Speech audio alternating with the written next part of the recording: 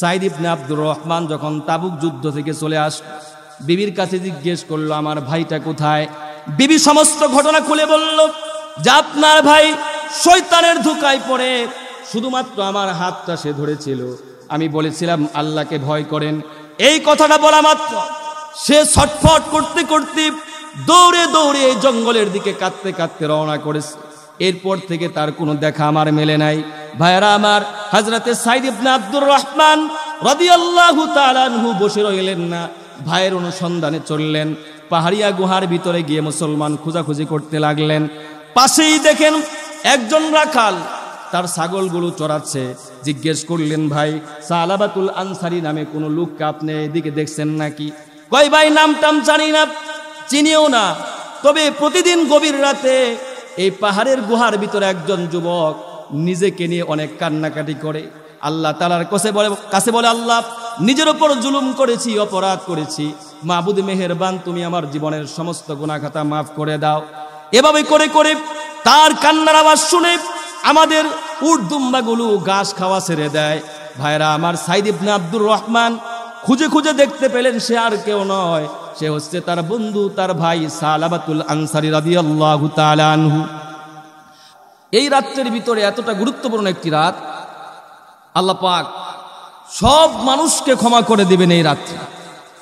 কিন্তু দুইটি অপরাধ যার ভিতরে আছে, দুইটি অপরাধে যারা অপরাধী তাদের কোনো গুনাহ, তাদের কোনো অপরাধ আল্লাহ রাব্বুল আলামিন ক্ষমা করবেন না।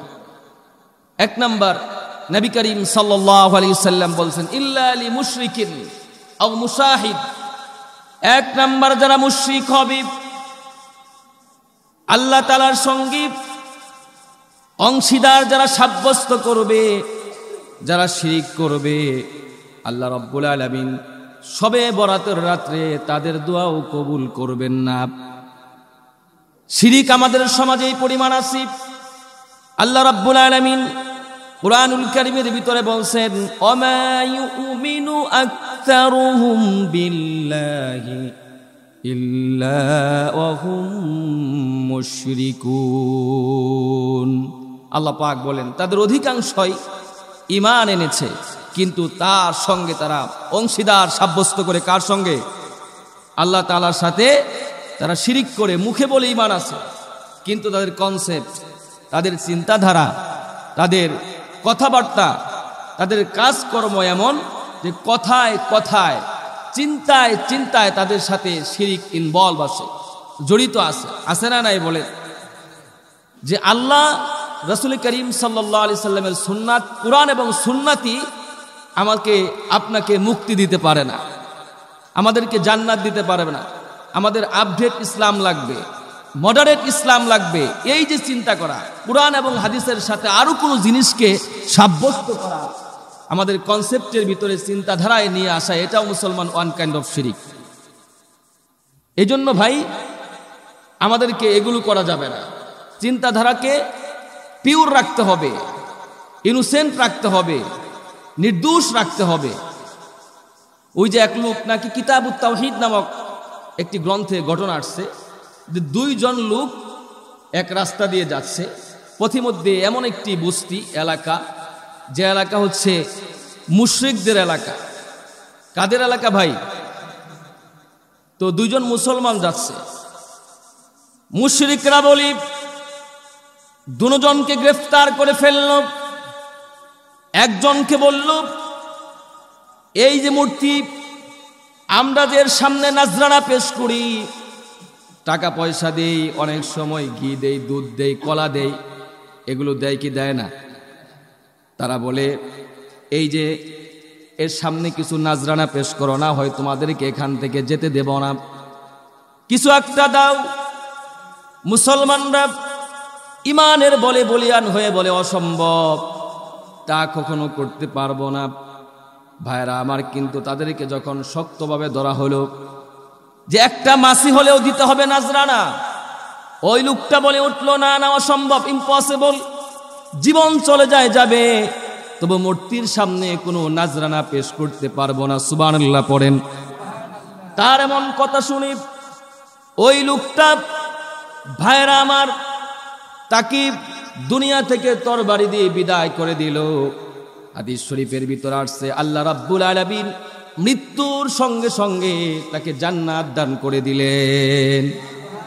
কিন্তু তার যে সাথী আরেকজন ছিল, তাকেও বলা হলো যে তুমি কিছু দাও। সেও প্রথমে ফার্স্ট টাইম অস্বীকৃতি জ্ঞাপন করলো, অস্বীকার করলো। কিন্তু বারবার তাকেও যখন বলা হচ্ছিল যে একটা মাসি হলেও তোমাকে দিতে হবে, মূর্তির সামনে নাজরানা পেশ করতে হবে, আনরিপেন্টেন্ট হয়ে, নিরুপায় হয়ে লোকটা সামান্য কিছু সেখানে নাজরানা পেশ করলো। সঙ্গে সঙ্গে সে মুশরিক হয়ে গেল। হাদিস শরীফ আসছে ওই লোকটা আল্লাহর জাহান্নামে চলে গেছে। এই জন্য ভাই, যত আমলই আমরা করি, কিন্তু আমলগুলো যে ব্যাগের ভিতরে রাখি, যে বস্তার ভিতরে আমরা রাখি, সাবধান, অ্যালার্ট হতে হবে, আমাদেরকে সতর্ক থাকতে হবে। বস্তার নিচ দিয়ে যে আমাদের তলা ছিদ্র হয়ে গেছে, এ ব্যাপারে আমাদের সচেতন থাকতে হবে। আমল তো আমরা রাখতেছি, পাত্রের ভিতরে আমল তো রাখতেছি, কিন্তু শিরিকের কারণে আমলগুলো সবকিছু কিন্তু পড়ে যাচ্ছে পাত্র থেকে, ঠিক কিনা বলেন? আমরা অনেকে বলতে পারি হুজুর আল্লাহরে তো বিশ্বাস করি, রাসূলকে বিশ্বাস করি, সবকিছুই বিশ্বাস করি, আর আল্লাহরে তো আবু জাহেলও বিশ্বাস করত। কথা বলেন ঠিক কিনা? আবু জাহেলও তো আল্লাহকে বিশ্বাস করত। কিভাবে একটা ঘটনা মনে পড়লো, অনেক মজার একটা ঘটনা। আবু জাহেল একবার মূর্তি নিয়ে যাচ্ছে বাজারে বিক্রি করতে। কি নিয়ে যাচ্ছে ভাই? জোরে আওয়াজে বলেন। মূর্তি নিয়ে যাচ্ছে, তো হঠাৎ করে তার প্রস্রাব ধরেছে। চিন্তা করলো কোথায় মূর্তিটা রেখে যায়। অনেকক্ষণ খুঁজে, যেহেতু তার একটা ক্ষুধা, যে ক্ষুধাকে যেই সেই জায়গায় রাখা যাবে না, সুন্দর একটা স্থান, প্লেস সে মেনশন করে, নির্দিষ্ট করে, ফিক্স করে সেখানে রাখলো। এরপরে সে প্রস্রাব করতে বসছে, ওদিক দিয়ে একটা কুকুর চলে আসছে। প্রিয় ভাইয়েরা আমার, কুকুর কিন্তু আমার আপনার মতো না, যদিও আমরা মুসলমান। কুকুর কিন্তু যেখানে সেখানে প্রস্রাব, জোরে আওয়াজে বলেন, যেখানে সেখানে প্রস্রাব করে। কুকুর আগে নাক দিয়ে শুকে ভালো করে পারফেক্ট জায়গাটা সে ফিক্স করে, কোন জায়গায় সে প্রস্রাব করবে। আজকেও মুসলমান কুকুর নাক দিয়ে শুকতেছে। খুঁজতে খুঁজতে আবু জাহেল যে জায়গায় মূর্তিটা রাখছে, একেবারে মুসলমান ভাই আমার, সেই জায়গাটা কুকুরের ভীষণ পছন্দ হয়েছে। আপনারা জানেন কুকুরের একটা হ্যাবিট আছে, অভ্যাস আছে, এক জায়গায় একটু প্রস্রাব করে, আবার কিছু দূর হেঁটে আরেক জায়গায় গিয়ে আর একটু প্রস্রাব করে, ঠিক কিনা বলেন? আজকে কুকুর নিয়ত আলাদাভাবে করছে। মূর্তির ভিতরে এমন সুন্দর ঘ্রাণ আল্লাহ পাক কুকুরের নাকের ভিতরে দিয়ে দিছে। কুকুর আজকে ডিসিশন আলাদাভাবে নিছে, আজকে যতটুকু আছে সব কিছু এখানেই পাস করব, এখানেই প্রস্রাব করব, সবটুকু এখানেই ছেড়ে দেব। কুকুর এই নিয়ত করে প্রস্রাব ছাড়ছে। এদিক দিয়ে কুকুর প্রস্রাব করে, আবার ওই দিক দিয়ে আবু জাহেল প্রস্রাব করতে বসছে। আবু জাহেল প্রস্রাব করে দেখে পিছন দিক থেকে আওয়াজ আসে। আবু জাহেল ডানে তাকায়, দেখে মানুষ নাই, বামে তাকায় কোনো মানুষ নাই। আবু জাহেল চিন্তা করে, কিরে, এদিক দিয়ে এক আওয়াজ, পিছনের দিক দিয়ে আবার আর এক আওয়াজ। পিছন ফিরে তাকে দেখে ঘটনা হচ্ছে মুসলমান, তার যে ক্ষুধার উপরে কুকুর প্রস্রাব করতেছে। জোরে জোরে বলেন নাউজুবিল্লাহ, নাউজুবিল্লাহ, সুবহানাল্লাহ বলেন মিয়া। আমার ভাইয়েরা, কুকুরের উপর যখন প্রস্রাব করতে দেখছে আবু জাহেল ঢিলাকুলুক, আবু জাহেল ঢিলাকুলুক করতো।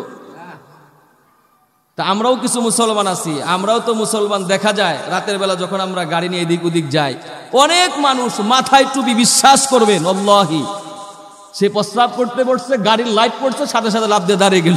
আছে না নাই বলেন? এরকম অনেক মানুষ আছে।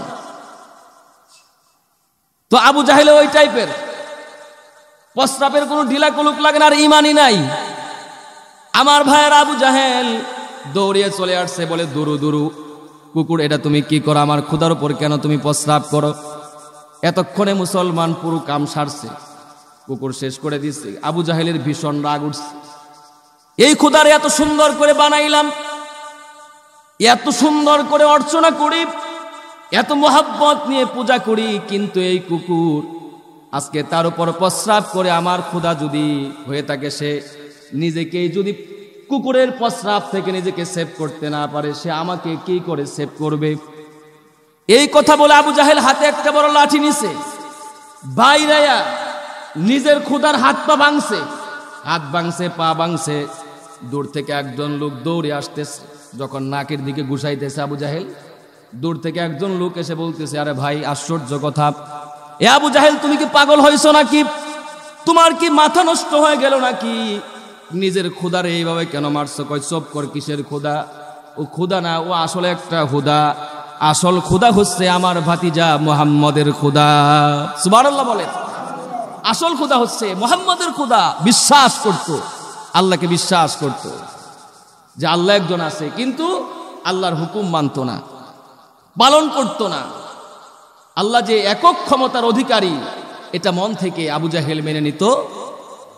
প্রিয় ভাইরা আমার, আবু জাহেল যদি জানতো যে ঈমান আনলে পরে সুদ খাওয়া যায়, ঘুষ খাওয়া যায়, হারাম কাজ করা যায়, তাহলে আমার মনে হয় আবু জাহেলও ওই সময় ইসলাম কবুল করতো। যে ইসলাম এত সহজ, সমস্যা কিছু, সবই করা যায়, শুধু কালেমাটা পড়ে নেই। আবু জাহেল খুব ভালো করে চিন্তা করেছে যে ইসলাম যদি কবুল করি, তখন নিজেকে আর বড় মনে করা যাবে, নিজেকে আর অহংকার করা যাবে না, নেতা বলে দাবি করা যাবে না, হারামের সাথে জড়িত থাকা যাবে, চুরি ডাকাতি সন্ত্রাসী বদমাশি করা যাবে, এরপরে মুসলমান অসৎ ব্যবসা করা যাবে না। আবু জাহেল এই চিন্তা করে ভাইরা আমার মুসলমান হয় না, ইসলাম কবুল করে নাই। বন্ধুগণ আমার, কিন্তু আবু জাহেল বিশ্বাস করছে কাকে? আল্লাহকে বিশ্বাস করছে। অনেক মুসলমান আছি, হুজুর আল্লাহরে তো আমরা বিশ্বাস করি, আল্লাহরে বিশ্বাস করে আবার মূর্তির পায়ে সেজদা করে, আছে না নাই? জোরাওয়াজে বলেন, আছে না নাই? মাজারে গিয়ে ভক্তি মারে, অথচ হাদিস আসছে ইদা সালতা ফাসআলিল্লাহ ওয়া ইদা ইসতানতা ফাসতাইন বিল্লাহ। যখন তোমরা সাহায্য প্রার্থনা করবে, কার কাছে প্রার্থনা করবে? যখন কোনো কিছু চাইবে, কার কাছে চাইবে? নাকি বাবার কাছে? বাবা মতুম সাহ, বাবারও অভাব নাই। আজকাল সমাজে দেখা যায় যত বাবা আছে মুসলমানদেরকে হিন্দুরা দিয়ে গেছে, যত মা আছে সব মা হিন্দুরা নিয়ে গেছে, ঠিক কেনা বলেন? মুসলমানদের বাবার অভাব, বাবা গুতুম শাহ, বাবা মুতুম শাহ, বাবা ল্যাংটা শাহ, আবার মুসলমান বাবা পায়খানা শাহ নাকি একটা আছে শুনছি, এরকম আছে না নাই? বাবা বদনা শাহ আছে, আর মাটি বাবা, মা কালী। আবার হিন্দুদের ভিতরে মায়ের অভাব নাই, মা কালী, মা লক্ষ্মী, মা দুর্গা, মা সরস্বতী, আরো কত কি আছে না নাই? আল্লাহ তুমি আমাদেরকে এই শিরিক থেকে হেফাজতে রাখো, পড়ুন আমিন। শিরিক যারা করবে তাদের কোনো আমল আল্লাহ রাব্বুল আলামিন আজকের রাত্রেও অ্যাকসেপ্ট করবেন না, গ্রহণ করবেন না। 2 নম্বরেও মুসাহিন, যারা হিংসুক হবে, হিংসুটে আরেকজনের ভালো যারা গ্রহণ করতে পারে না, মেনে নিতে পারে না, এই প্রকৃতির লোক আছে না নাই? হিংসামুক্ত জীবন গড়তে হবে। ইয়াকুম ওয়াল হাসাদ ফাইন্নাল হাসাদা ইয়াকুলুল হাসানাত কামা তাকুলুন নারুল হাতাব। লাকড়ি যেমনি ভাবে, আগুন যেমনি ভাবে লাকড়িকে জ্বালিয়ে দেয়, পুড়িয়ে দেয়, ভস্ম করে দেয়, ঠিক তেমনি ভাবে মুসলমান ভাই এই হিংসা মানুষের আমলকে, নেক আমলগুলোকে জ্বালিয়ে পুড়িয়ে ভস্ম করে দেয়। একবার রাসূল করিম সাল্লাল্লাহু আলাইহি সাল্লাম অনেকগুলো সাহাবা ইকরামদেরকে নিয়ে মসজিদে নববীতে বসে আছেন। আল্লাহর হাবিব রাহমাতুল লিল আলামিন সাহাবা ইকরামদেরকে লক্ষ্য করে বললেন, সাহাবীরা, ইয়াতলু আলাইকুমুল আন রাজুলুন মিন আহলিল জান্নাহ। এই মুহূর্তে তোমরা কি কোনো জান্নাতি মানুষ দেখতে চাও নাকি? যদি তোমরা কোনো জান্নাতি মানুষ দেখতে চাও, একটু অপেক্ষা করো, দেখবে এখান থেকে একজন লোক আসতেছে এই দিক দিয়ে। সাহাবা একরাম অপলক নেত্রীতে তাকিয়ে রইলেন, অপলক দৃষ্টিতে লক্ষ্য করে দেখলেন একজন গ্রাম্য সাহাবী। ভাইরা আমার, তার এক হাতে হচ্ছে জুতা, আর এক হাত দিয়ে সে দাড়ি থেকে টপ টপ করে ওজুর পানি ঝরতেছে, দাড়ি খিলাল করতে করতে মসজিদে নববীর ভিতরে ঢুকে। হযরত আব্দুল্লাহ ইবনে আমর ইবনুল আস ছিল, যিনি মিশর বিজয় করেছেন, ওই সাহাবীদের ভিতরে। উনি অবাক হয়ে গেলেন, এই লোকটা কেমন আমল করে আল্লাহর হাবিব, যার ব্যাপারে কিসের ঘোষণা করেছেন? আমার বন্ধুগণ, সাহাবা একরাম বসে আছেন। কিছুদিন পর আল্লাহর হাবিব সাল্লাল্লাহু আলাইহি ওয়াসাল্লাম মসজিদে নববীতে আবার তিনি সাহাবা একরামদেরকে নিয়ে বৈঠক করতেছিলেন। ইন দা মিন টাইমে নবী করিম সাল্লাল্লাহু আলাইহি সাল্লাম হঠাৎ করে বললেন, ইয়াতুলু আলাইকুমুল আন রাজুলুন মিন আহলিল জান্নাহ। এখন এমন একজন লোক মসজিদে নববীর ভিতরে প্রবেশ করবে, যেই লোকটা হচ্ছে জান্নাতি মানুষ। সুবহানাল্লাহ পড়েন। এভাবে করে করে সাহাবায়ে কেরাম লক্ষ্য করে দেখলেন, প্রথম দিন নবী করিম সাল্লাল্লাহু আলাইহি সাল্লাম যেই সাহাবীর ব্যাপারে এমন কথা বলেছিলেন, দ্বিতীয় দিনও নবীজি তার ব্যাপারে এমন কথা বললেন। এভাবে একদিন নয়, 2 দিন নয়, তিন দিন এমন ঘটনা ঘটল। ওই সাহাবীদের ভিতরে আব্দুল্লাহ ইবনে আমর ইবনুল আস রাদিয়াল্লাহু তাআলা আনহু ছিলেন। তিনি অনেক বড় মাপের একজন সাহাবী। ওনার জীবনের আমল ছিল প্রতিদিন রোজা রাখতেন। সারা বছর তিনি একদিন গ্যাপ দিয়ে সারা বছর তিনি রোজা রাখতেন। প্রতিদিন তাহাজ্জুদের নামাজ আদায় করতেন। আব্দুল্লাহ ইবনে আমর ইবনুল আস রাদিয়াল্লাহু তাআলা আনহু বলেন, এত আমল আমি করি, এত ইবাদত বন্দেগী করি, এরপরও আল্লাহর হাবিব রাহমাতুল লিল আলামিন সাইয়্যিদুল মুরসালিন আমার ব্যাপারে কেন জান্নাতের ঘোষণা দিলেন না?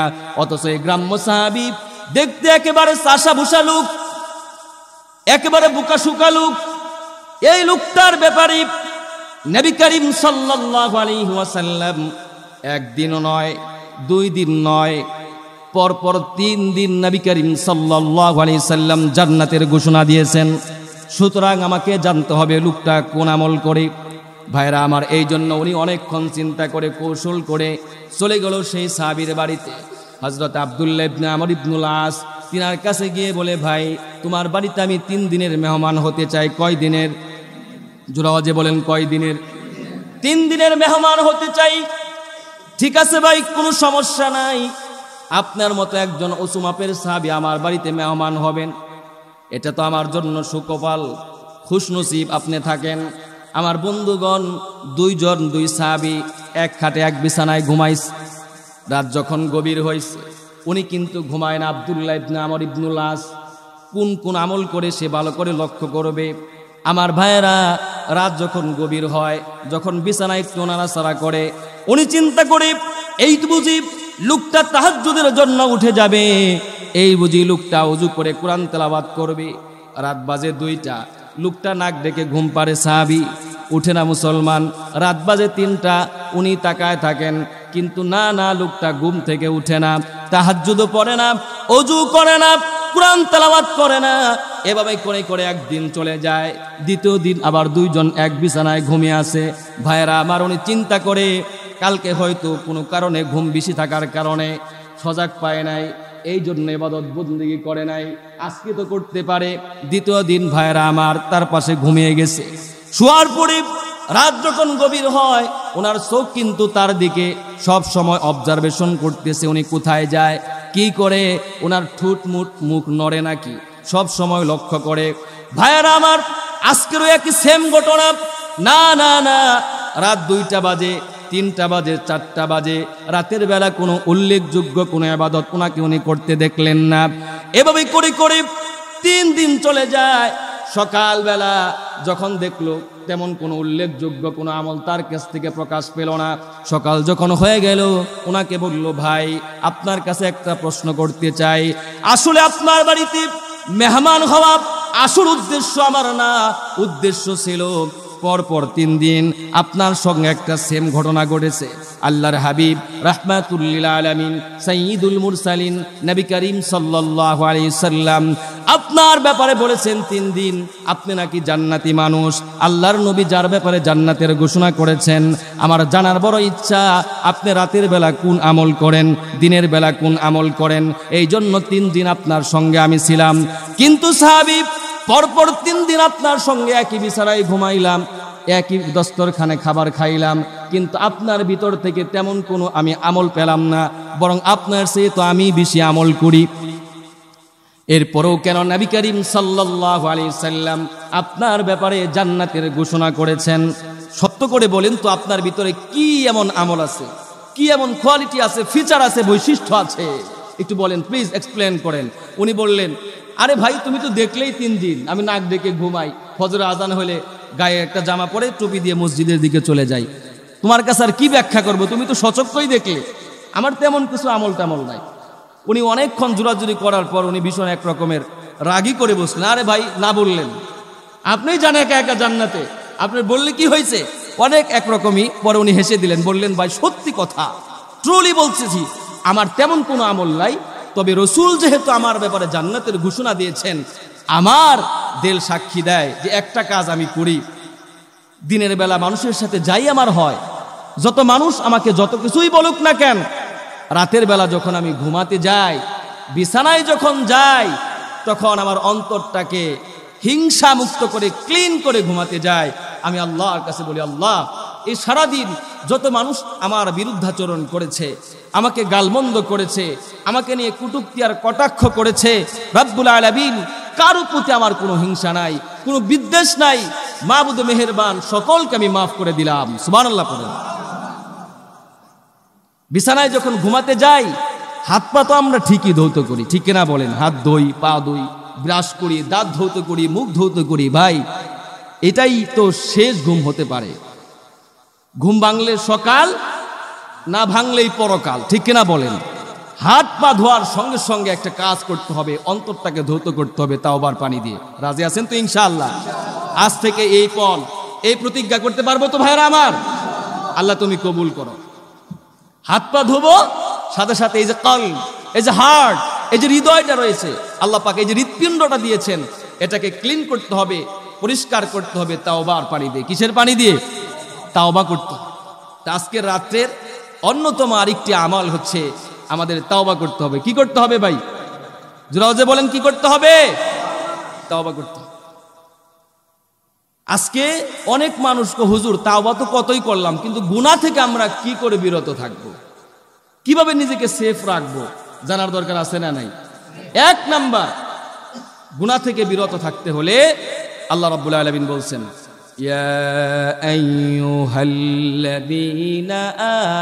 আমানুত্তাকুল্লাহ হাক্কা তুকাতিহি ওয়া লা তামুতুন্না ইল্লা ওয়া আনতুম মুসলিমুন। জোরে পড়েন আল্লাহু আকবার।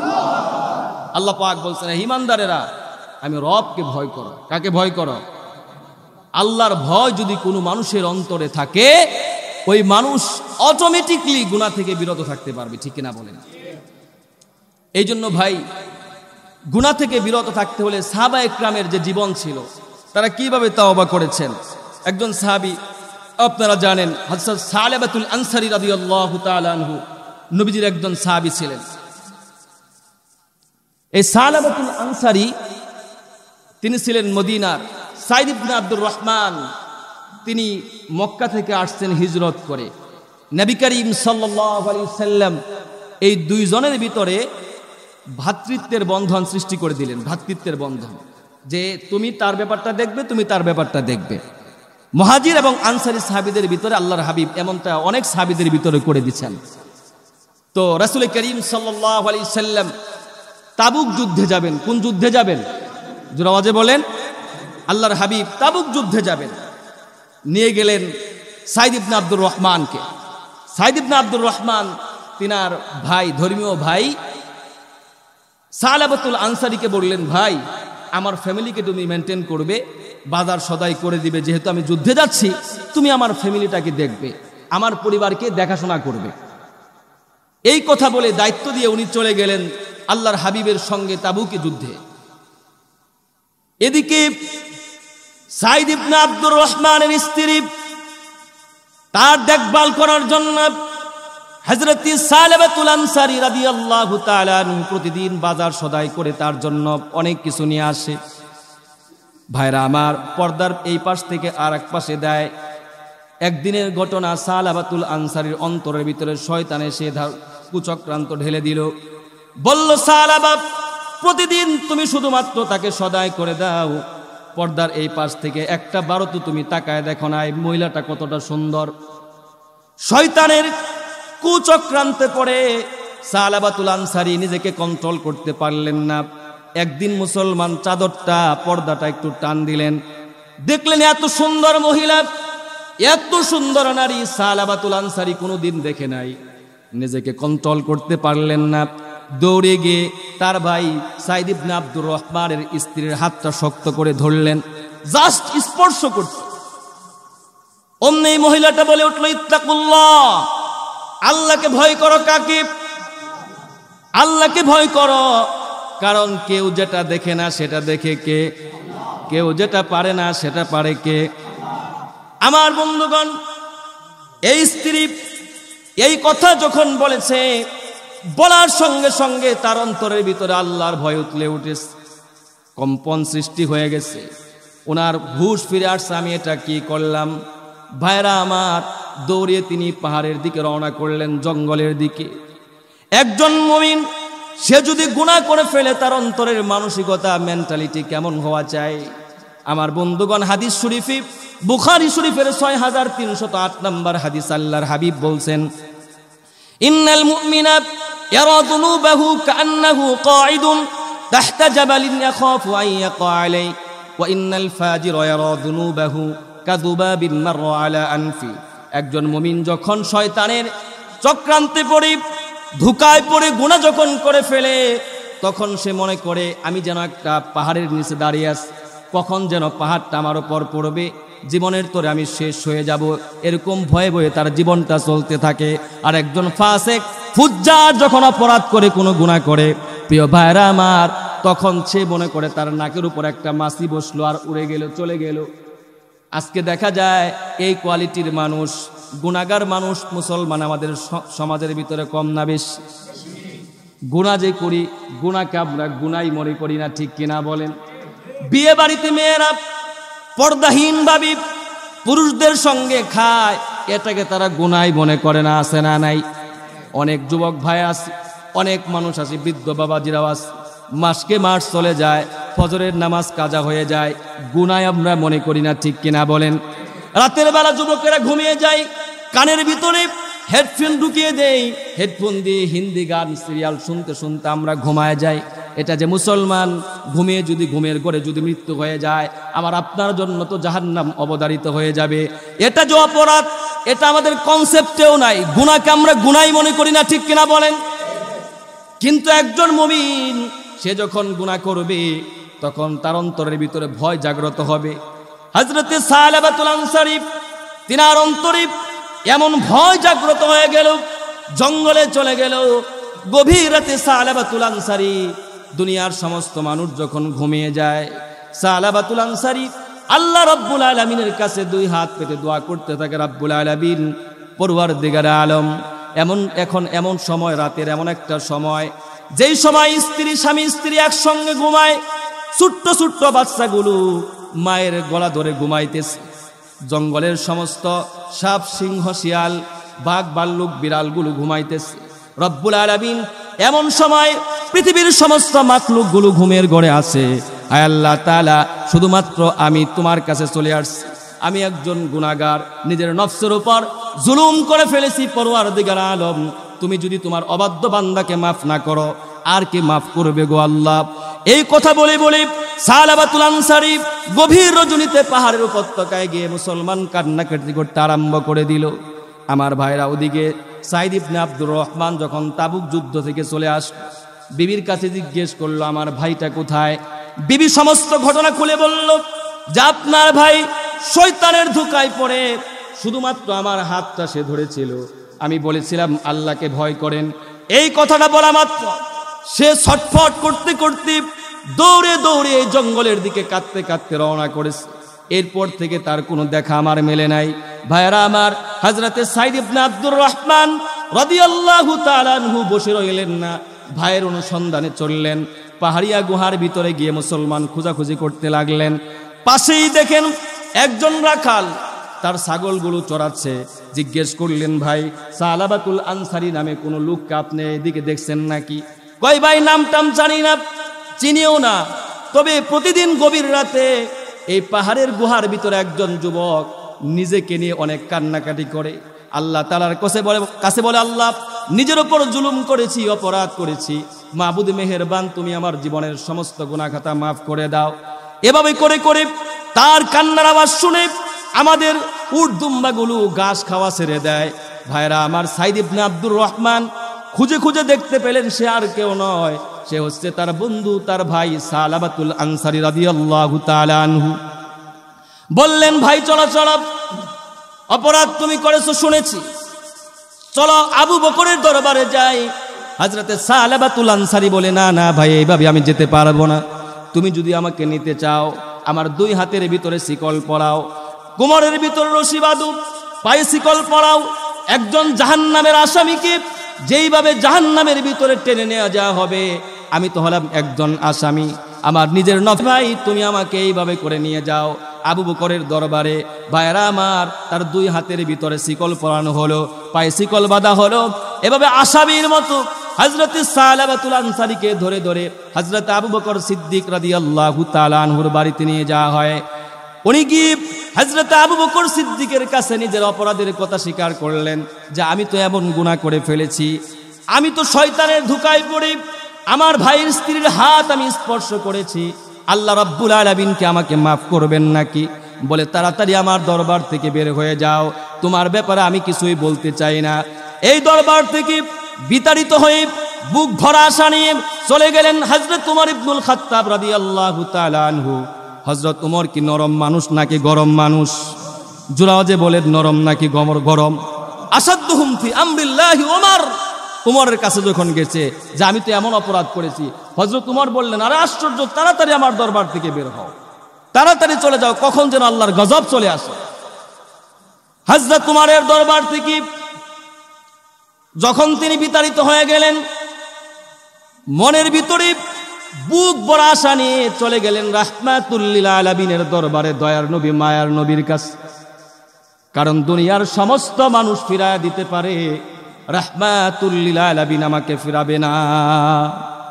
এই আশা নিয়ে আল্লাহর হাবিব রাহমাতুল লিল আলামিন সাইয়্যিদুল মুরসালিন নবী মুহাম্মদুর রাসূলুল্লাহ সাল্লাল্লাহু আলাইহি সাল্লামের কাছে গিয়ে যখন সমস্ত ঘটনা খুলে বললেন, আল্লাহর হাবিব সাল্লাল্লাহু আলাইহি সাল্লাম কপাল কুঁচকে ফেললেন, ভ্রু কুঞ্চিত করে ফেললেন, আর বললেন, তাড়াতাড়ি আমার দরবার থেকে বের হয়ে যাও, তোমার ব্যাপারে আমি কিছুই বলতে চাই না, আমি কিছুই করতে পারবো না।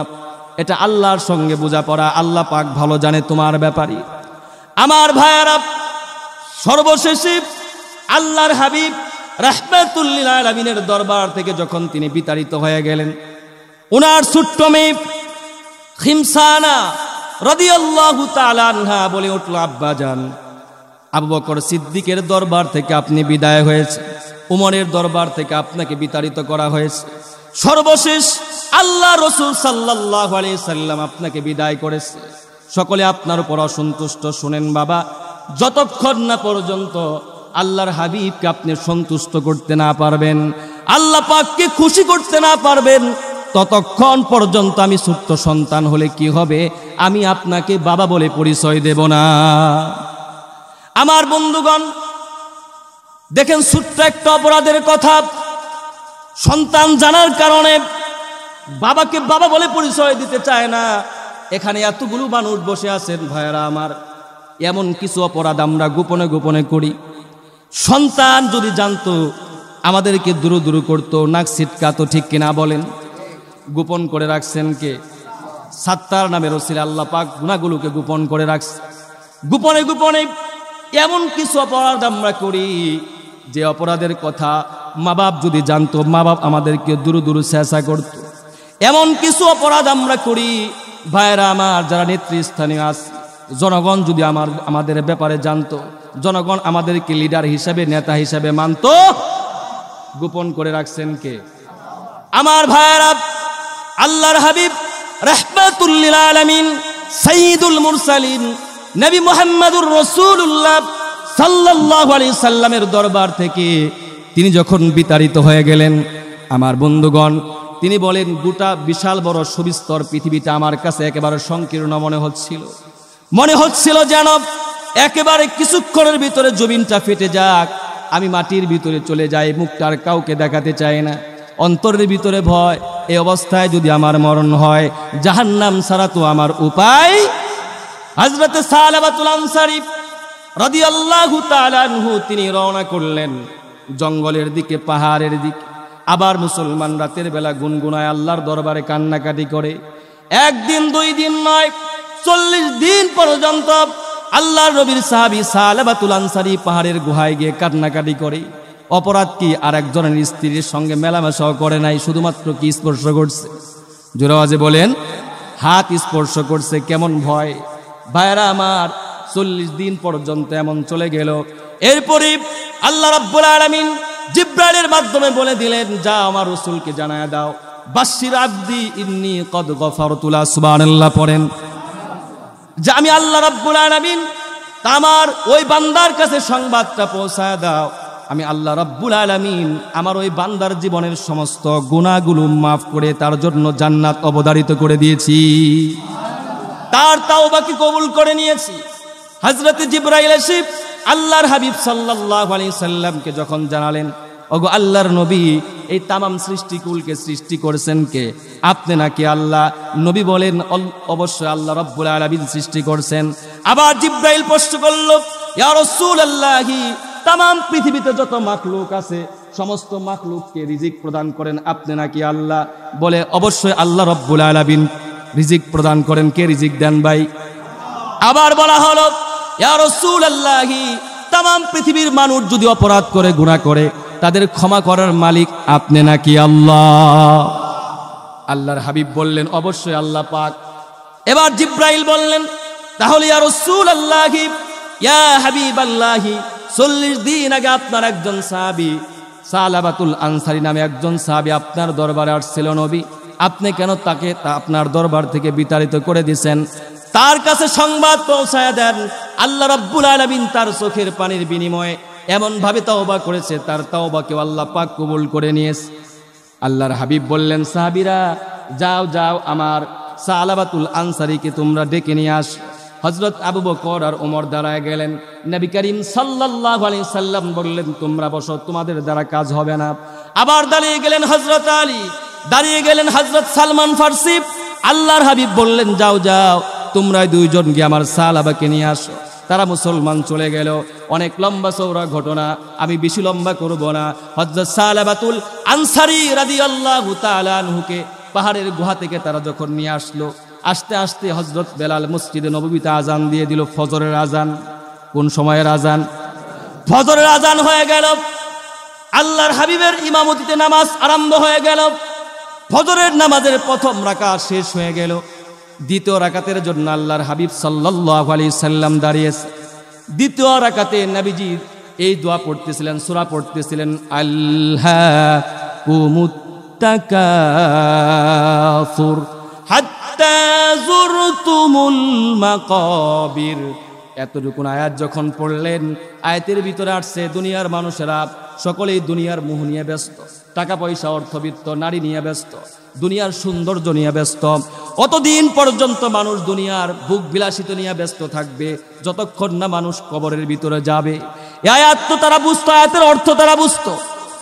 এই আয়াত শোনার পরে হযরত সালাবাতুল আনসারী রাদিয়াল্লাহু তাআলা আনহু সাথে সাথে মুসলমান নামাজের ভিতরে জুড়ে একটা চিৎকার করলেন। তার চিৎকার শুনে গোটা মসজিদে নববীর ভিতরে বিকট একটা আওয়াজ হলো। নামাজ কমপ্লিট হয়ে গেল। আল্লাহর হাবিব সাল্লাল্লাহু আলাইহি ওয়াসাল্লাম, ভাইরা আমার, এবার নামাজ কমপ্লিট হয়ে যাওয়ার পরে বললেন, সালমান ফারসি, দেখো তো আমার সাহাবার অবস্থাটা কি। হযরত সালমান ফারসি হাতের ভিতরে হাত দিয়ে দেখেন সে মৃত্যুর কুলে ঢলে পড়েছে, দুনিয়ার ভিতরে আর নাই। আমার বন্ধুগণ, তার মাথায় পানি দেওয়া হয়, মুখের ভিতরে কত কিছু দেওয়া হয়, কারণ না সে মুসলমান দুনিয়া ছেড়ে পরপারে চলে গেছে। আল্লাহর হাবিব কান্নাকাটি করতেছেন, কারণ মুসলমান আল্লাহ রাব্বুল আলামিন যাকে মাফ করে দিয়েছেন এই ব্যাপারে এই সাহাবী সালাবাতুল আনসারীকে তো আল্লাহর নবী সাল্লাল্লাহু আলাইহি সাল্লাম নিজ দরবার থেকে বিতাড়িত করছিলেন। এর পরে এক তওবা কবুল হওয়ার পরে নবীজি একটাবার তার সাথে কথা বলতে পারলেন না। এই জন্য নবী করিম সাল্লাল্লাহু আলাইহি ওয়াসাল্লাম তিনি ভীষণ কষ্ট পেলেন। আর ওই সালাবাতুল আনসারীর মেয়ে খিমসানা রাদিয়াল্লাহু তাআলা আনহা তখন তিনি জোরে জোরে কাঁদতে লাগলো আর বলতে লাগলো, আব্বাজান, আপনার প্রতি আল্লাহর নবী অসন্তুষ্ট ছিল, আল্লাহ পাক অসন্তুষ্ট ছিল বলে আপনাকে পরিচয় দিব না বলে আমি বলেছিলাম, কিন্তু আজকে তো আল্লাহর নবী আপনার প্রতি সন্তুষ্ট, আল্লাহ পাক আপনার প্রতি সন্তুষ্ট, কিন্তু আব্বাজান আপনি তো আমাদেরকে এতিম করে চলে গেলেন। বাবার লাশের পাশে খিমসানা রাদিয়াল্লাহু তাআলা আনহা ছোট্ট মেয়ে কান্নাকাটি করতেছে। আমার ভাইয়েরা, অনেক লম্বা ঘটনা, আল্লাহর হাবিব রাহমাতুল লিল আলামিন সাইয়্যিদুল মুরসালিন নবী মুহাম্মদুর রাসূলুল্লাহ সাল্লাল্লাহু আলাইহি সাল্লাম তার গোসল দিলেন, কাফন পরালেন। জানাজার জন্য মুসলমান যখন কবরের দিকে নিয়ে যাচ্ছে, হাদিস শরীফে আসছে আল্লাহর হাবিব সাল্লাল্লাহু আলাইহি সাল্লাম তিনি তিনার পায়ের বৃদ্ধাঙ্গুলির উপর ভর করে করে হাঁটতেছিলেন, পায়ের গোড়ালিকে উঁচু করে বৃদ্ধাঙ্গুলির উপর ভর করে হাঁটতেছিলেন। হযরত ওমর আল্লাহর নবীর সাহাবী হযরত ওমর রাদিয়াল্লাহু তাআলা আনহু নবীজিকে জিজ্ঞেস করলেন, নবী গো আপনি এইভাবে কেন হাঁটেন? শুধুমাত্র পায়ের বৃদ্ধাঙ্গুল দিয়ে পায়ের গোড়ালিকে উঁচু করে কেন হাঁটেন?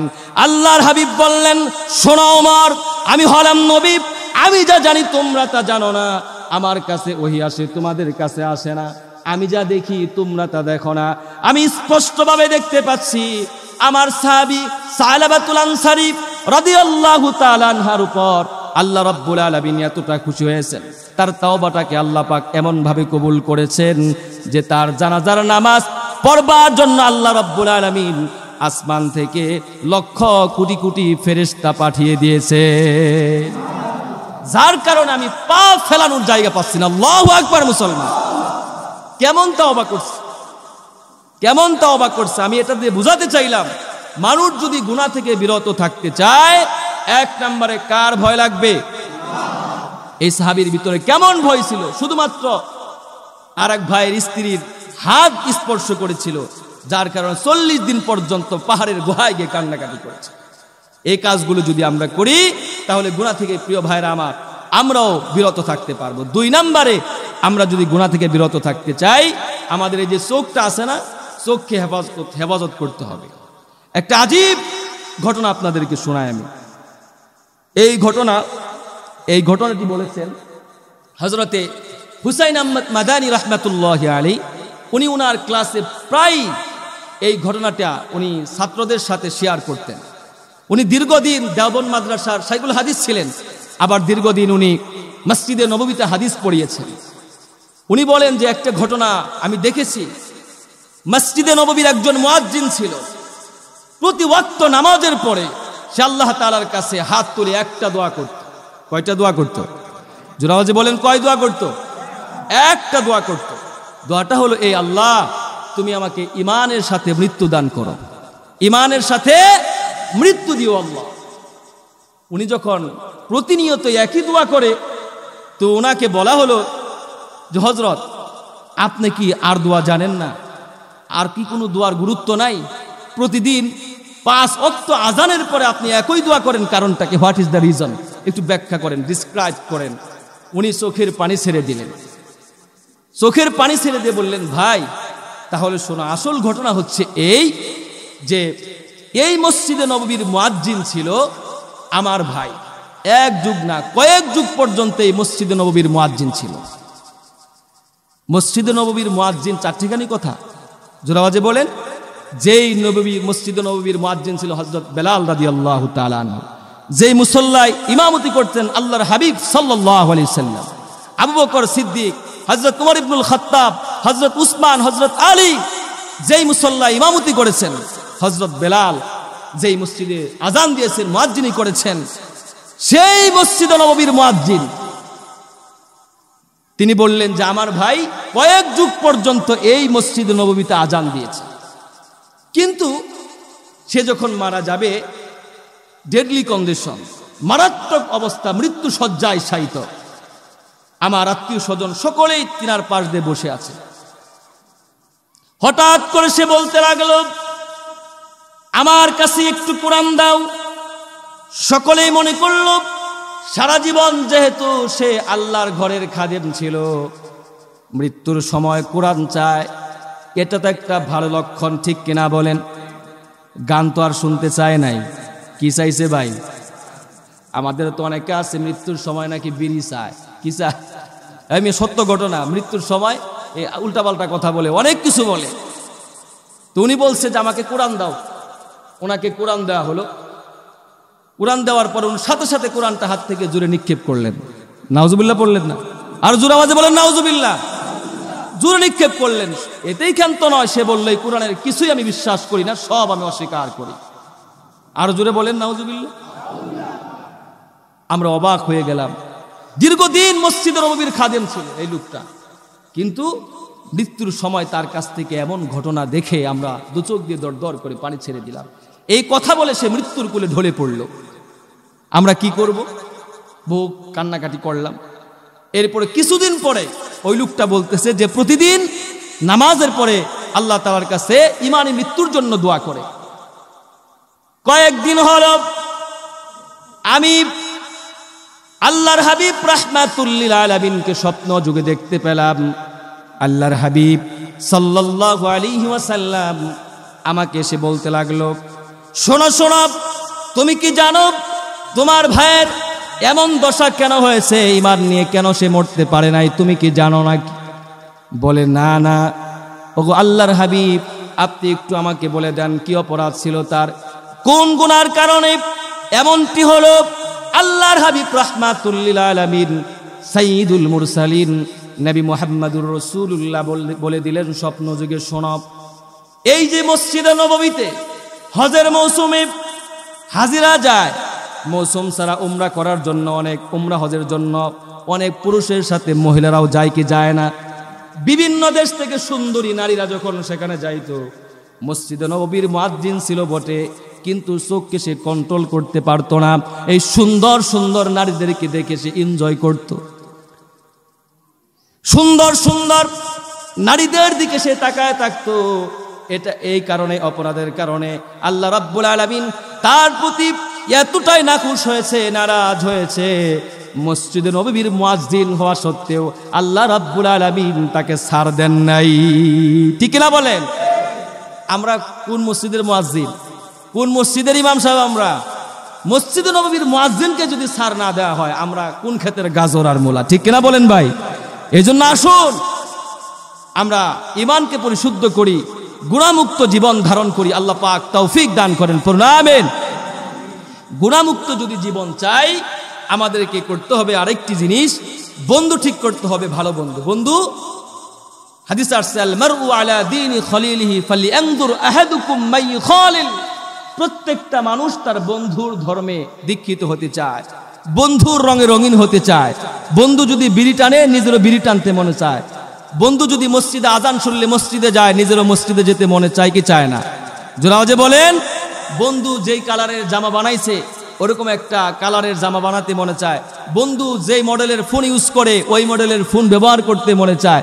অনেকের স্বাদ থাকে বাট সাধ্য থাকে না, ঠিক কিনা বলেন? এই জন্য রাসূল বলেছেন, ফালিয়ানজুর, খুব ভালো করে লক্ষ্য করো কাকে তুমি বন্ধু বানিয়েছো। বন্ধুর কারণে যে মানুষ খারাপ হয়। একটা চমৎকার ঘটনা আসছে হাদিসে, কুরআনুল কারীমের ভিতরে এক আয়াতের শানে নজুলের ভিতরে আসছে। আপনারা জানেন উকবা ইবনে আবু মুঈত একজন বড় ব্যবসায়ী ছিল। তার একটা অভ্যাস ছিল, ব্যবসায় যখন লাভ হতো এই মক্কার বড় বড় মানুষদেরকে ডেকে এনে তার বাড়িতে মেহমানদারি করাতো। তো একবার ব্যবসায় উকবা ইবনে মুঈতের অনেক টাকা লাভ হলো। সে চিন্তা করলো এইবার বাড়িতে গিয়ে মক্কার সবচেয়ে ভালো মানুষকে আমি দাওয়াত করে আমার বাড়িতে খাওয়াবো। বাড়িতে আসার পর চিন্তা করে যে ভালো মানুষটাকে, অনেকক্ষণ চিন্তা করার পর দেখে সব সময় শুধু তার মন যায়, দিল যায় আল্লাহর হাবিব সাল্লাল্লাহু আলাইহি সাল্লামের দিকে। লোকটা ছিল অমুসলিম, কিন্তু বারবার দৃষ্টি যাচ্ছে কার দিকে? রাসূলুল্লাহর দিকে, যে নবীজির চেয়ে মক্কার ভিতরে তো কেউ ভালো মানুষ নাই। এই জন্য রসুলকে দাওয়াত করতে হবে। উনি চিন্তা করলো, এই চিন্তা করে আল্লাহর হাবিবের কাছে গেল, ইয়া রাসূলুল্লাহ, আপনাকে আগামীকাল আমার বাড়িতে দাওয়াত, আপনি যাবেন এবং আপনি সাথে কিছু সাহাবীদেরকেও নিয়ে যাবেন। আল্লাহর হাবিব দাওয়াত অ্যাকসেপ্ট করলেন, গ্রহণ করলেন। তিনি চলে গেলেন, সামনে খাবার পেশ করা হলো। আল্লাহর হাবিব একটা কন্ডিশন দিলেন।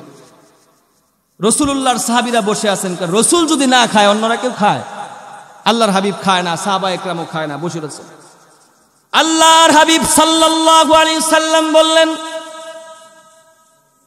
শোনো উকবা ইবনে আবু মুঈত, আমি তোমার খাবার গ্রহণ করতে পারি, শর্ত হলো এর আগে তোমাকে কালেমা পড়তে হবে। ভাইরা আমার, ব্ল্যাকমেল করে নয়। আমার নবী ছিলেন রহমতের নবী, দয়ার নবী। তিনি একা একা জান্নাতে যাবেন, উম্মত জাহান্নামে যাবেন। আল্লাহর হাবিব এটা কখনো সহ্য করতে পারে? এই জন্য আল্লাহর হাবিব শর্ত বেঁধে দিলেন, তুমি যদি কালেমা না পড়ো তাহলে তোমার বাড়ি থেকে না খেয়ে চলে যাব। এখন মুসলমান বাড়িতে যদি মেহমান আসে, না খেয়ে যদি চলে যায়, এটা তার জন্য লজ্জাজনক ব্যাপার, ঠিক কিনা বলেন?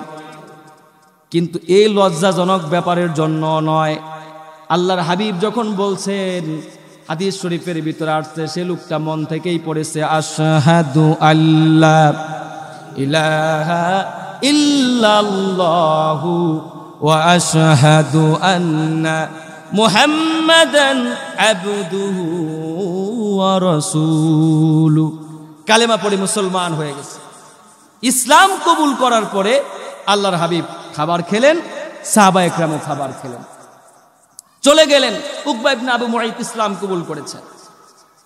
চলে যাওয়ার পর এই কথাটা আব্দুল্লাহ ইবনে উবাই ইবনে কাব, একজন সাহাবী, সে উকবা ইবনে আবু মুআইতের বন্ধু ছিল। উবাই ইবনে কাব যখন জানতে পারল তার বন্ধু উকবা ইবনে আবু মুআইত ইসলাম কবুল করেছে, সে তার কাছে গেল, বন্ধু, শুনেছি তুমি নাকি মুহাম্মাদের দরবারে আসা যাওয়া করো, মুহাম্মাদের কালেমা পড়েছো? বলে হ্যাঁ, কালেমা তো পড়েছি। কয় তোমার সাথে কোনো সম্পর্ক নাই, আজ থেকে সম্পর্ক কাট অফ। কয় বন্ধু এটা বলো কি? আরে আমি এমনি এমনি কালেমা পড়েছি, সে তো আমাকে ব্ল্যাকমেল করেছিল, আমার বাড়িতে এসে না খেয়ে চলে যায়, এই জন্য কালেমা পড়েছি, আসলে আমি মন থেকে কালেমা।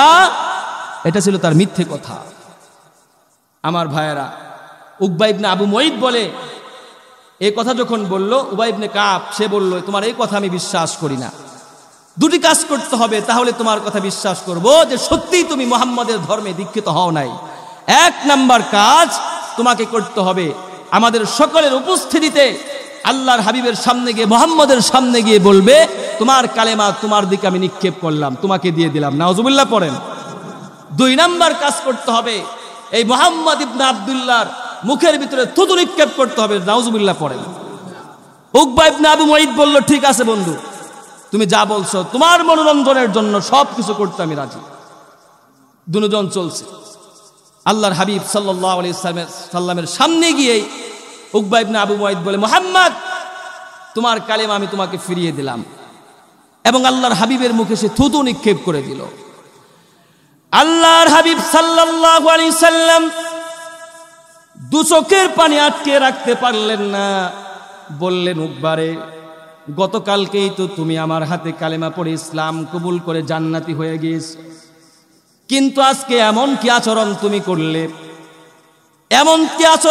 করলে, যার কারণে তুমি তোমার বন্ধুর কারণে আজকে তো জাহান্নামী হয়ে গেলে। আল্লাহ রাব্বুল আলামিন সঙ্গে সঙ্গে কুরআনুল কারীমের আয়াত নাজিল করে দিলেন সূরাতুল ফুরকানে, ইয়া ওয়াইলাতা লাইতানি লাম আত্তাখিয ফুলানান খলিলা। কয়েকটা আয়াত নাজিল করলেন। আল্লাহ পাক বুঝালেন যে পৃথিবীর কিছু মানুষ আছে, কিয়ামতের দিন মুসিবতের সময় তারা এরকম আফসোস করে করে বলতে থাকবে, আহারে, অমুক লোকটাকে যদি আমি বন্ধু না বানাইতাম আজকে আমি জাহান্নামী হতাম না। এই জন্য খুব সাবধান যুবক ভাইরা, কাকে আমরা বন্ধুরূপে গ্রহণ করতেছি। আমরা এই গুনাহ থেকে বিরত থাকবার জন্য সুবন্ধু আমরা তৈরি করার চেষ্টা করবো তো ইনশাআল্লাহ। ভাইরা আমার, আমরা সৎসঙ্গ স্বর্গবাস, অসৎসঙ্গ সর্বনাশ। নিজের সন্তান কার সঙ্গে চলাফেরা করে লক্ষ্য রাখার দরকার আছে না নাই? এই জন্য কথা চলতেছিল, গুনাহ থেকে আমরা কি করে বিরত থাকবো। আল্লাহর ভয় ভিতরে লালন করতে হবে, আর মুসলমান চোখকে হেফাজত করতে হবে, এবং সব সময় এই অন্তর দিয়ে কুচিন্তা করা যাবে, খারাপ ধারণা থেকে আমাদের নিজেকে সেফ রাখতে হবে। তাহলে ভাইরা আমরা গুনাহ থেকে আমরা বিরত থাকতে পারবো। যত বড় গুনাহ আমরা করি না কেন, তাওবা যদি আমরা করি, আল্লাহ রাব্বুল আলামিন আমাদেরকে মাফ করে দিতে পারেন কি পারেন না? আর রাসূল করিম সাল্লাল্লাহু আলাইহি সাল্লামের কাছে একজন সাহাবী আসছে। আপনারা সেই সাহাবীর নামটা সকলেই জানেন। সেই সাহাবীর নাম ছিল হযরত দিহিয়াতুল কলবি রাদিয়াল্লাহু তাআলা আনহু। জ্বর জড়িয়ে কান্না করতেছে। নবী করিম সাল্লাল্লাহু আলাইহি ওয়াসাল্লাম তাকে বললেন যে, দিহিয়াতুল কলবি, তুমি কেন কান্না করতেছো? বলে, ইয়া রাসূলুল্লাহ, ইসলাম ধর্ম গ্রহণ করার পূর্বে আমার সঙ্গে এক হৃদয় বিদারক ঘটনা ঘটে গেছে। আল্লাহর হাবিব বলছেন, যা হয়েছে হয়েছে, ইসলাম কবুল করেছো, আল ইসলামু ইয়ানহাদিমু মা কানা ক্বাবলাহু, ইসলাম তার অতীতের সমস্ত গুনাহ খাতাকে মাফ করে দেয়। ইসলাম ধর্ম গ্রহণ করেছো, তাওবা করেছো, তওবার কারণে সব মাফ হয়ে গেছে। এরপরেও তুমি প্রায় কেন কান্নাকাটি করো? বলো তো তোমার সাথে কি এমন ঘটনা ঘটেছে? হযরতে দাহিয়াতুল কলবি আল্লাহর নবীর একজন সাহাবী দু চোখ দিয়ে পানি ছেড়ে দিয়ে বলে, ওগো আল্লাহর হাবিব, জাহেলিয়াতের যুগে আমার স্ত্রীর গর্ভে যখন সন্তান চলে আসলো, 7-8 মাস হলো, আমার বিবিকে বললাম তাড়াতাড়ি করে তুমি বাড়িতে চলে যাও, বাবার বাড়িতে যাবে, সন্তান যখন তোমার ভূমিষ্ঠ হবে, ছেলে সন্তান হলে নিয়ে আসবে, আর যদি মেয়ে হয় তাহলে নিজ হাতে তাকে মেরে ফেলবে, ওই মেয়েকে আমার সামনে নিয়ে আসবে না। ওগো আল্লাহর নবী, এই কথা আমি বলে দিলাম। আমার বিবি চলে গেল, কিন্তু আমার স্ত্রী, আমার বিবি বাচ্চাদের কনসেপ্ট করেছিল, সেটা ছিল মেয়ে সন্তান। কি সন্তান ভাই? আমার স্ত্রীর মেয়ে সন্তান হলো, কিন্তু আমার কাছে সে কিছুই জানালো না। 3-4 বছর পরে নবী আমার বাড়িতে একজন মেয়েকে দেখতে পেলাম, ছোট্ট বাচ্চা। দেখলাম তার চোখগুলো আমার চোখের মতো অনেকটা মিলে যায়, তার চোখের ভ্রুগুলো অনেকটা আমার চোখের ভ্রুর মতো, তার হাতের আঙ্গুলগুলো অনেকটা আমার হাতের আঙ্গুলের সঙ্গে মিলে যায়। আমি বললাম, বিবি রে, এই মেয়েটাকে চিনতে তো পারলাম না। বিবি আমার সামনে থরথর করে কাঁপতে কাঁপতে বলতে লাগলো, স্বামী আমার, এটাই তো হলো আমার আপনার কন্যা সন্তান। ওগো আল্লাহর নবী, বিবির কথা শুনে এতটা সূক্ষ্ম অভিনয় আমি করলাম, ভীষণ রাগ আমার হলো, বিন্দুমাত্র সন্তানের প্রতি আমার দয়া উদ্রেক হলো না, পাষাণ হৃদয়ে। আমি বললাম, বিবির এতদিন কেন বলো নাই, এত সুন্দর ফুটফুটে সন্তান আমার হয়েছে। এই বলে নবীজি আমার সন্তানটাকে, ছোট্ট মেয়েটাকে চুমু খেতে লাগলাম। আমার মেয়েটা, আমার আদর পেয়ে এতটাই খুশি হয়ে গেল, সে আমাকে আমার সামনে তার মাকে শাসাতে লাগলো, মা, এতদিন কেন এই বাবার কথাটা তুমি আমাকে বলো নাই? আমার বাবা এত ভালো মানুষ, তুমি শুধু শুধু আমার বাবার নামে বদনাম করেছ। আমার বন্ধুগণ, হযরতে দাহিয়াতুল কলবি রাদিয়াল্লাহু তাআলা আনহু বলে, আমার মেয়ে যখন আমার প্রশংসা করতে লাগলো, এরপরও আমার অন্তরে বিন্দুমাত্র দয়ার উদ্রেক হলো না। আমি আমার মেয়েকে ছলে বলে কৌশলে তার মার কাছ থেকে সরাতে চাইলাম। মাথার ভিতরে প্ল্যান করলাম, বললাম, আমার ছোট্ট মেয়েটাকে নিয়ে কালকে আমি তার নানার বাড়িতে যাব। মেয়েটাকে যখন বলা হলো তোমাকে নিয়ে তোমার মামার বাড়িতে যাব, মেয়েটা অনেক খুশি। রাত পার হয়ে গেল, সকালবেলা মুসলমান দাহিয়াতুল কলবি রাদিয়াল্লাহু তাআলা আনহু তিনার ছোট্ট মেয়েটাকে নিয়ে রওনা করলেন। যাচ্ছেন শ্বশুর বাড়ি একদিকে, মেয়েটার মামার বাড়ি একদিকে, কিন্তু যাচ্ছেন উনি জঙ্গলের দিকে। ছোট্ট মেয়েটা মুসলমান এতটুকুন বুঝ হয়েছে, দুনিয়ার ছোট্ট যত বাচ্চা আছে আর কোনো রাস্তা না চিনলেও মামার বাড়ির রাস্তা চিনে কি চিনে না? জোরাবাজে বলেন। ছোট্ট বাচ্চারা বলবে যে এদিক দিয়ে তো আমরা মামার বাড়ি যাই, নানার বাড়ি যাই। ছোট্ট মেয়েটা বলে, আব্বা যান, আমার মামার বাড়ির রাস্তা হলো এই দিকে, আপনি কেন জঙ্গলের দিকে যান? বলে বাবা কোনো কথা বলে না, চুপচাপ করে নিয়ে রওনা করছে। ভাইরা আমার, জঙ্গলের ভিতরে গিয়ে এই বাবা নিজ হাতে কোদাল দিয়ে জঙ্গলের ভিতরে গর্ত করতে আরম্ভ করে দিছে। দাহিয়াতুল কলবি বলি, আমি যখন গর্ত খনন করতেছিলাম, আমার মাথা দিয়ে গাম বেয়ে বেয়ে পার দিকে পড়তেছিল। ছোট্ট মেয়েটা আমার কপালগুলো মুছে দিচ্ছিল আর বলছিল, বাবা আপনি কেন শুধু শুধু এখানে কষ্ট করতেছেন? আমার বাবার মামার বাড়ি হলো এই দিকে, আপনি কেন শুধু শুধু জঙ্গলে গর্ত খনন করেন? আমার দাড়ির ভিতরে মাটি আসতেছিল। ছোট্ট মেয়েটা মহাব্বত করে করে ভালোবেসে বেসে আমার দাড়ি থেকে ময়লাগুলো ফেলে দিচ্ছিল, আর আমার জন্য আমাকে কাজের ভিতরে হেল্প করতেছিল, সাহায্য করতেছিল। এত কিছু করার পরেও বিন্দুমাত্র আমার মেয়ের প্রতি আমার দয়ার উদ্রেক হলো না। পাষাণ হৃদয়ের ভিতরে গর্ত খনন যখন শেষ হয়ে গেল, এতটা সূক্ষ্ম অভিনয় আমি করলাম, আমার মারে তুমি একটু গর্তের দিকে তাকায় দেখো, গর্তটা কত সুন্দর হয়েছে। আমার কথা শুনে ছোট্ট মেয়েটা যেই মাত্র গর্তের দিকে উকি দিল, আমি অমনি প্ল্যানিং করে পিছন দিক দিয়ে জুড়ে একটা ধাক্কা দিলাম। মেয়েটা গর্তের ভিতরে পড়ে গেল, আর আমি মাটি উপর থেকে মাটি দিতে আরম্ভ করলাম। মেয়েটা আমার দিকে তাকিয়ে রইল। আর বলতেছিল, আব্বা গো, সত্যি তো আমার মা যা বলেছিল সব সত্যি কথা, আপনি অনেক কঠিন মানুষ, আপনি আমাকে মেরে ফেলবেন। প্রতি রাতেই আপনার সম্পর্কে যখন মার কাছে জিজ্ঞেস করতাম, আম্মা জান, প্রত্যেকের আব্বা তো তাদের জন্য অনেক মজা নিয়ে আসে, আমার আব্বা কেমন, আমার আব্বা কোথায় আছে, আমার মা বলতেন তোমার আব্বা অনেক দুষ্ট, তোমার আব্বা যদি তোমাকে জানতে পারে, চিনতে পারে, তোমাকে তো মেরে ফেলবে।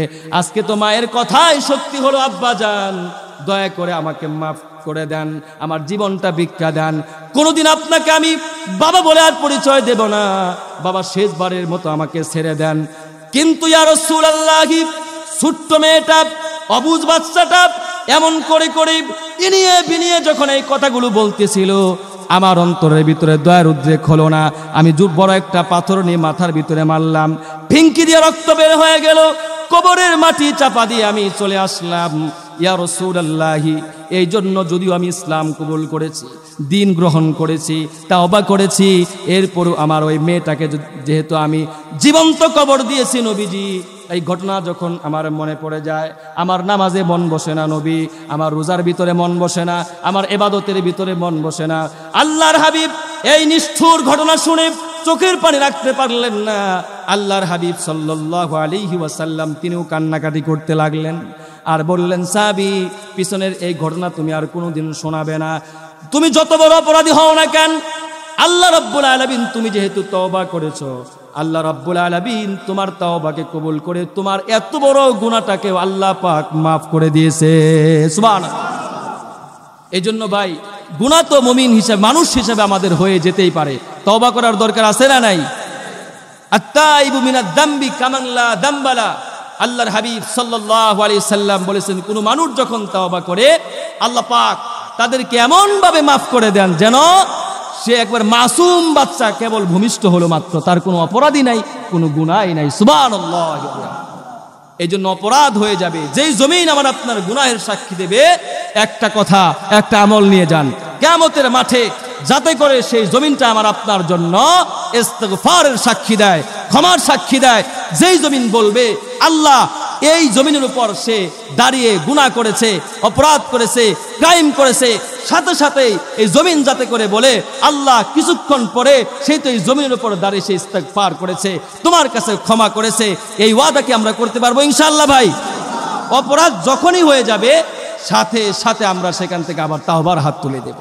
তাওবা করার অর্থ এই মসজিদের ইমাম সাহেবের কাছে যেতে হবে না, আপনাকে ওযু করতে হবে না, পশ্চিম দিকেও হওয়া লাগবে না, মন থেকে, হার্ট থেকে, দিল থেকে আপনি একনিষ্ঠতার সাথে শুধু আল্লাহকে বলবেন, আস্তাগফিরুল্লাহ বলার দরকার নাই। যদি বলতে না পারেন, বলবেন আল্লাহ তোমার কাছে মাফ চাই, আর জীবনে কোনোদিন গুনাহ করব। এতটুকুন কথা কি বলা যাবে না ভাই? বাংলা তাওবা। তবে মানুষের সাথে যে হকগুলো সম্পৃক্ত আছে, এগুলো হকগুলো আমাদেরকে আদায় করতে হবে। আল্লাহ পাক আমাদেরকে বুঝবার তৌফিক দান করেন। সাহাবা একরাম কেমন আল্লাহর রাস্তায় দান করেছে।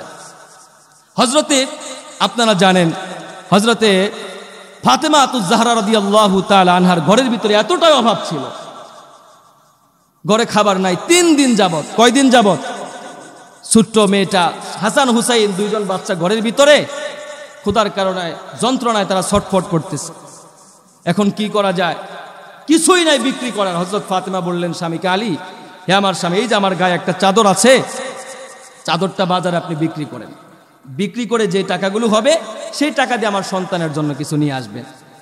তো এমন একটা চাদর সিরা ফাটাও ছিল। এখন বলবেন যে সিরা চাদর কি কেউ কিনে নাকি হুজুর? আরে ভাই, ওই জমানায় ওই চাদরের অনেক মূল্যায়ন ছিল, ঠিক কিনা বলেন?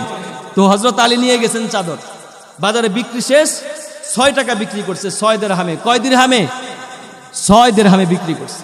বিক্রি করবার পরে সে এক দোকানে যাচ্ছে কিছু খরিদ করার জন্য, কিছু খাবার নিয়ে আসার জন্য। ওইদিকে ফাতেমা রাদিয়াল্লাহু তাআলা আনহা অপেক্ষা করতেছেন যে স্বামী আসবে কিছু নিয়ে, এরপর রান্না বান্না করে সন্তানদেরকে খাওয়াবো। যেই মাত্র উনি দোকানের দিকে যাচ্ছে, পিছন দিক থেকে একজন আর্তনাদ করে, আহাজারি করে, প্রার্থনা করে ডাক দিয়ে বলে, ভাই, আমি একজন দুস্থ দরিদ্র, কয়েকদিন যাবত আমার ঘরে খাবার নাই। আল্লাহ নবীর সাহাবী হযরত আলী নিজেকে কন্ট্রোল করতে পারলেন না। খোদার যন্ত্রণা কেমন ছিল হযরত আলীও তো জানে, কারণ তিনিও তো কয়েকদিন যাবত না খাওয়া। এই ঘটনা মুসলমান বোঝা যায়, খুব ভালো করে বুঝবেন যে একজন আরেকজনের প্রতি কেমন প্রাধান্য দিছেন। হযরত আলী 2 টাকা দিয়ে দিতে পারতেন, 3 টাকা দিতে পারতেন, বাকি 3 টাকা দিয়া সন্তানের জন্য কিছু নিয়ে যেতে পারতেন কি পারতেন না? হযরত আলী তা করলেন না, সঙ্গে সঙ্গে 6 টাকা মুসলমান ওই গরিব দুস্থ দরিদ্র অসহায় লোকটাকে দিয়ে দিলেন। জোরে বলেন সুবহানাল্লাহ। হযরত আলী বিষণ্ণ বদনে বাড়ির দিকে রওনা করছেন, ওদিকে ফাতেমা তো বসে আছেন, চিন্তা করতেছেন কি করা যায়। হযরত আলী ভাইরা আমার রাস্তা দিয়ে যখন যায় দেখে রাস্তার ধারে একজন চাষা বসা লোক দাঁড়িয়ে আছে, কৃষক মানুষ, ঘোড়া নিয়ে দাঁড়িয়ে আছে। ওই লোকটা হযরত আলীকে দেখে বলে, ভাই তুমি কি আমার ঘোড়াটা কিনবে না? বলে, ভাই আমার কাছে তো কোনো টাকা পয়সা নাই। বলে, টাকা লাগবে না, আগে তুমি দাম ধরো, এরপরে এটা বিক্রি করে তুমি তারপরে আমাকে টাকা দেবে। সুবহানাল্লাহ পড়েন। হযরত আলী বললেন, ভাই কত টাকা দিতে হবে? বলে, 100 টাকা দিবা আমাকে। হযরত আলী চিন্তা করলেন যে এত বড় ঘোড়া মাত্র 100 দিরহাম, ওনার বিশ্বাস হয় না। বলে, সত্যি করা আপনি কি মজা করছেন নাকি আমার সাথে?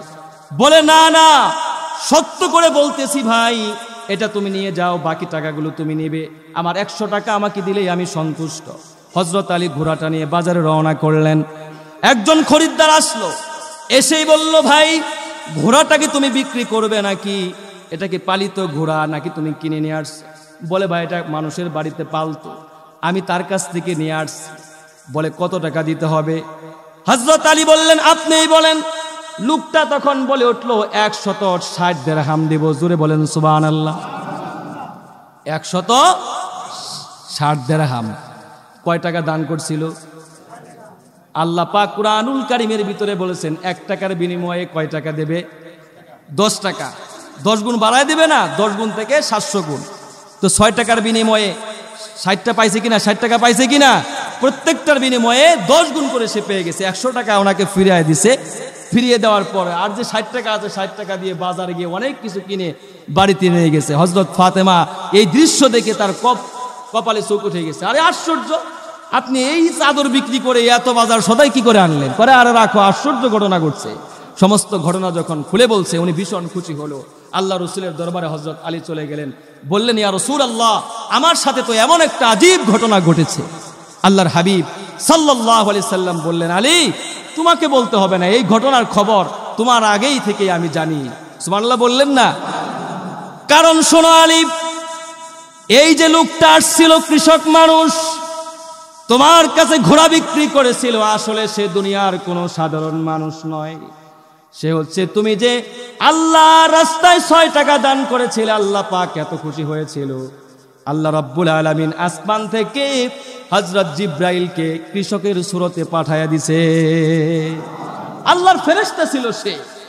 আর এই যে ঘোড়াটা ছিল, এই ঘোড়াটা হচ্ছে জান্নাতি একটা ঘোড়া। এই ঘোড়ার উপর আরোহণ করে আমার মেয়ে ফাতেমা আল্লাহর জান্নাতে যাবে। সুবহানাল্লাহ। এই জন্য 1 টাকা দান করলে কয় টাকা পাওয়া যায়? হযরত উসমান গনি, অনেক কথাই তো বলি, গনি মানে কি? অভাবমুক্ত ধনী। অভাবমুক্ত ধনী, এমনি এমনি ধনী হয়েছে। আল্লাহ রসুলের কাছে গিয়ে বলছি, ইয়া রাসূলুল্লাহ, আমার এত টাকা পয়সা লাগবে না, আশপাশে অনেক মানুষ তো আছে, আপনি তাদের জন্য দোয়া করেন, আমার কিছু সম্পদ যাতে করে আল্লাহ পাক তাদেরকেও দিয়ে দেন। তো আল্লাহর নবী সাল্লাল্লাহু আলাইহি সাল্লাম কাছে যখন এমন ঘটনা বলছে, তার আগে আরেক ঘটনা ঘটছে। উনি কতটুকু দানশীল ছিলেন, কিভাবে আল্লাহ পাক মানুষকে দেয়। এক লোক গেছে আল্লাহর হাবিবের কাছে, ওগো আল্লাহর নবী, আমাকে কিছু টাকা পয়সা দেন। আল্লাহর নবী বলছেন, এই যে একটা বাড়ি দেখা যায়, এই লোকের কাছে যাবে, আমার বরাত দিয়ে কিছু বলবে, তাহলে তোমাকে কিছু দিয়ে দিবে। উনি চলে গেছেন। উনি আর উসমান রাদিয়াল্লাহু তাআলা আনহুকে চিনে না। আসলে নবীজি বলছেন, এটা উসমানের বাড়ি, উসমানের কাছে চাও। গিয়ে দেখে হযরত উসমান রাদিয়াল্লাহু তাআলা আনহু বাড়িতে বসে আছেন, এবং উনি লক্ষ্য করলেন যে ছোট্ট ছোট্ট কিছু শস্য, পিপিলিকায় শস্যগুলো নিয়ে যাচ্ছে। আর উনি করতেছে কি, পিপিলিকার কাছ থেকে শস্যগুলো কেড়ে কেড়ে রেখে দিচ্ছে। এই দৃশ্য যখন কোনো মানুষ দেখে, তার কাছে কি কিছু চাওয়ার ফিলিংস থাকে? জোরে আওয়াজে বলেন না কেন? যে এতটা অসহায়, কি আর করবো। সে কথা না বলেই রওনা করলেন। হযরত উসমান বললেন, আরে ভাই কেন আসলে? কিছুই বললে না, চলে যাচ্ছে, এদিকে আসো। আমার প্রশ্নের উত্তর আমি পেয়ে গেছি, কোনো কিছু বলার দরকার নাই, যা ঘটার সব ঘটে গেছে। চলে গেছে রাসূলুল্লাহর দরবারে, ইয়া রাসূলুল্লাহ, আপনি আমাকে কিছু টাকা দান করেন। আল্লাহর হাবিব বললেন, কেন ওই লোকটার কাছে কি তুমি যাও নাই? বলি ইয়া রাসূলুল্লাহি ইয়া হাবিবাল্লাহি, আমি তো গিয়েছিলাম, কিন্তু যে অবস্থা তার দেখলাম, আমার কাছে মনে হলো আমি তার কাছে চাইবো কি, আমার কাছে মনে হলো যে আমি তাকে কিছু টাকা পয়সা দান করি, কিন্তু আমার কাছে তো নবীজি কিছু নাই। নবীজি বললেন তুমি কি চাইছো নাকি? বলে না, চাইতো নাই। তুমি চাইবা যাও, আজকেও যাও। আজকে উনি চলে গেলেন, গিয়ে দেখতে পেলেন হযরত উসমান গনি রাদিয়াল্লাহু তাআলা আনহু তুলা শুকিয়ে দিয়েছেন, তুলাগুলো বাতাসে উড়ে যাচ্ছে। উনি জেলের নেটের মতো জাল দিয়ে বাতাসে তুলাগুলো যে উড়ে যাচ্ছে এগুলো ধরে ধরে নামাচ্ছে আর এগুলো চেপে ধরতেছে বাতাসে, যাতে করে তুলাগুলো উড়ে না যায়। আমাদের মা বোনরা অনেক সময় এই যে তুলা শুকিয়ে দেয়, বাতাসে উড়ে উড়ে যায় না কিছু তুলা, হযরত উসমান ওইটাকেও যাইতে দিতেছে না, টাইনা ধরতেছে, নেট দিয়ে যাইতে ধরতেছে, চাইপা ধরতেছে। এই দৃশ্য যখন দেখছে, ওই এই কৃপণ মানুষ, উনার কাছে আর কি চাবে? আল্লাহ রসুল কার কাছে আমাকে পাঠাচ্ছে বারবার? আমার মনে হয় কোথাও মিস্টেক হয়ে গেছে, কিছু না আছে। উনি চলে যাচ্ছে। হযরত উসমান ডাকলেন, আরে ভাই কেন আসছিলে? কিছুই তো বললে না, কালকেও আসলে আজকেও আসলে। বলে ভাই আল্লাহ রসুল আমাকে পাঠাইছিলেন আপনার কাছে কিছু চাওয়ার জন্য, কিন্তু এসে দেখলাম আপনার যে অবস্থা, যে মেন্টালিটি, মনোমানসিকতা, তো আমার মন চাচ্ছে আপনাকে কিছু টাকা আমি দান করি। হযরত উসমান গনি বললেন, আরে ভাই কি জন্য তুমি আসছো? বলে আমার তো অভাব, টাকা পয়সা দরকার। হযরত উসমান গনি রাদিয়াল্লাহু তাআলা আনহু বললেন, যাও, ওই যে আমার একটা খামার আছে, ওই খামারের ভিতর থেকে অনেকগুলো উট আছে, যে উটটার সবচেয়ে বড় যে উটটা আছে সেই উটটাকে তুমি নিয়ে যাও। সুবহানাল্লাহ। উটের একটা নিয়ম আছে, উনি উট যখন বড়টা নিছে, তো উটের পিছনে পিছনে ছোট ছোট ছোট উটগুলো আছে, সবগুলো রওনা করছে। মুসলমান যদি ইমাম ফলো না করে, উট কিন্তু ফলো করে, ঠিক কিনা বলেন? মুসলমান যদি ও নেতা ফলো না করে, উট জন্তু জানোয়ার হলেও সে ফলো করে, ঠিক কিনা বলেন? কারণ এর ভিতরে কামিয়াবি আছে। উট একা একা চলে না, লিডারের সাথে চলে, নেতার সাথে চলে। প্রিয় ভাইরা আমার, তো উট যখন বড়টা সামনের দিকে যায়, লিডার, সব উট পিছনের দিকে রওনা করছে। হযরত উসমান গনি যখন দেখতে পেলেন এরকম ঘটনা, লোকটাও ভিতরে কাসুমাসু আরম্ভ করেছে, কি করি আমি, সবগুলো চলে যাচ্ছে। তো আল্লাহর উসমান গনি রাদিয়াল্লাহু তাআলা আনহু যখন এই দৃশ্য দেখলেন, হযরত উসমান বললেন, ভাই পেরেশানি হওয়ার দরকার নাই, উসমান দিতে জানে, নিতে জানে না, তুমি সবগুলো উঠে নিয়ে যাও। সুবহানাল্লাহ বলেন। এবার লোকটা বললেন, তাহলে এতক্ষণ আপনার ভিতরে যে আচরণগুলো ফুটে উঠলো, এগুলো কি আমি ভুল দেখলাম নাকি? আপনি এত বড় দানবীর। হযরত উসমান গনি রাদিয়াল্লাহু তাআলা আনহু বললেন, ভাই তাহলে শোনো, এই যে আমার কাছে তুমি দেখেছো পিপিলিকার কাছ থেকে আমি শস্যগুলো টেনে রেখে দেই, আমি এই তুলাগুলো উড়ে যায়, তুলাগুলোকে আমি চেপে চেপে ধরি, কারণ এগুলো আমার ব্যক্তিগত সম্পদ নয়, পার্সোনাল সম্পদ নয়, এগুলো হচ্ছে রাষ্ট্রীয় সম্পদ। সুবহানাল্লাহ। আমার সবকিছু আমি দিয়ে দিতে পারি, কিন্তু জনগণের সম্পদ এগুলো আমার কাছে আমানত। আল্লাহু আকবার বললেন না মুসলমান? যে একটা শস্য দানার ব্যাপারে জনগণ যদি বঞ্চিত হয়, কাল কিয়ামতের ময়দানে, হাসরের মাঠে আল্লাহর কাঠগড়ায় আমাকে জবাব দিতে হবে, ঠিক কিনা বলে? এই জন্য যারা নেতৃস্থানীয় আছি, আমরা যারা একটু লিডার আছি, জনগণের সেবক যারা আছি, এখান থেকে আমাদের মেসেজ হচ্ছে, অ্যাডভাইস হচ্ছে, শিক্ষা হচ্ছে, জনগণের টাকা লুটে পুটে খাওয়া যাবে, ব্যক্তিগত টাকা আপনি যা ইচ্ছে তাই করেন। এই জন্য ব্যক্তিগত টাকা, এটাকে অনেক সময় জনগণের টাকা আর একজনের দান করে, আছে না নাই? এই নীতি দেখানো যাবে, এটাকে আপনার টাকা, এই টাকাটা সরকার দিয়েছে, সরকার যদি দেয় জনগণের জন্য দিলে জনগণের জন্য ব্যয় করতে হবে। টাকা এক জায়গায় ব্যয় করতে বলছে, আর এক জায়গায় যদি ব্যয় করেন আমানতের খেয়ানত হবে, ঠিক কিনা বলেন? টাকা যদি বলে 7 নম্বরে দিতে হবে, এটা 7 নম্বর না আমাদের? এই 7 নম্বর ওয়ার্ডেই দিতে হবে। 8 নম্বরে দিলে আল্লাহর কাঠগড়া আপনাকে জবাব দিতে হবে, ঠিক কিনা বলেন? 8 নম্বরেরটা 9 নম্বরে দিলে আল্লাহর কাঠগড়া আপনাকে জবাব দিতে হবে।